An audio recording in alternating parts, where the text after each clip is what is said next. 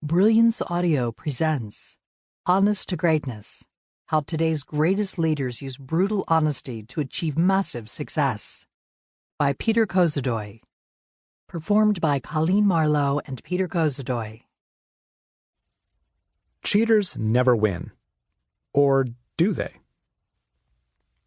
Are you an honest person? Don't worry, you don't have to answer that. I lie like a rug sometimes when the situation calls for it, so you should know that up front if we're going to be friends. But hey, at least I'm honest about it, right? Nobody can tell the truth 100% of the time. I mean, if your terminally ill friend were to ask you, "Hey, do you think I might die today?" What are you going to say? Well, chances are good that today'll be it, bro. You best enjoy those last breaths just in case. It was real good knowing you. Do you mind if I borrow your Xbox? Of course not. We all have our own set of values, our own personal spectrum of right, wrong, honest, and dishonest. The vast majority of us live in the acceptable middle of a normal distribution of honesty, a bell curve of agreeable morality in which my dying friend example exists among other beneficial half-truths. But some cheaters, existing in the tails of that curve, have no qualms about lying right to your face about who they are and what they do. And egregious though it is, those same peeps seem to be the ones rolling around in Scrooge McDuck-style success. WTF? Over Thanksgiving, I was standing in my mother-in-law's kitchen when she asked how I was. I answered that I was in the throes of producing what you are now listening to, which was proving to be an arduous but highly enjoyable process. When she asked what this audiobook is all about, I told her it's about showing how today's most dominant leaders use honesty to achieve massive success.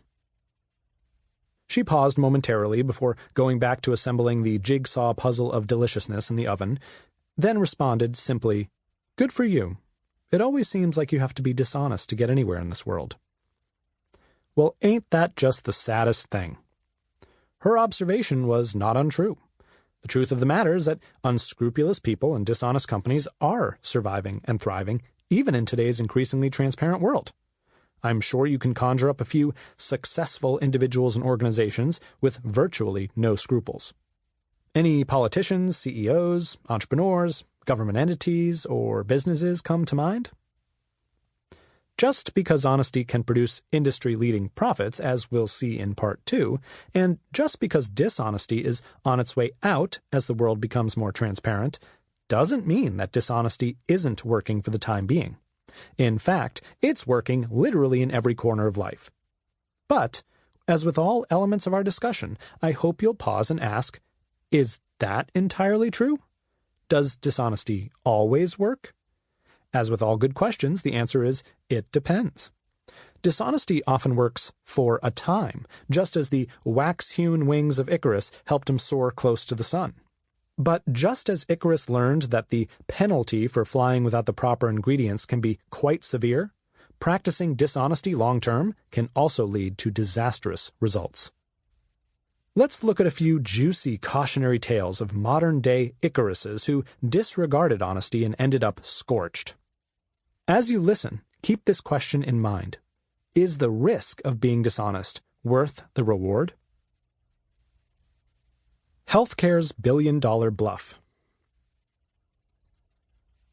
Allow me to introduce you to a once high-flying startup called Theranos, formerly heralded as Silicon Valley's next great unicorn company.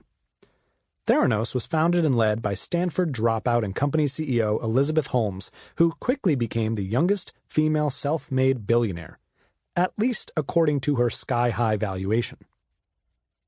Started in 2003, Theranos grew over a short 11 years to be valued at $10 billion. Yes, that's 10 billion with a B. This success rocketed Holmes to the covers of the biggest business magazines in the world. But by mid-2016, Theranos stumbled into the crosshairs of both the United States Justice Department and Securities and Exchange Commission. Regulators initially imposed sanctions, including banning Holmes from owning or operating a medical laboratory for at least 2 years. Shortly thereafter, she was indicted by a grand jury for fraud. If you know the story, you know the heart of the matter. Elizabeth Holmes lied. She had promised that Theranos' groundbreaking machines could detect health problems at an unprecedented low cost by testing only a mere drop of blood, a method that would drastically shorten the time and cut the cost of diagnosis using traditional tools. That would be quite helpful to our world, if only it worked.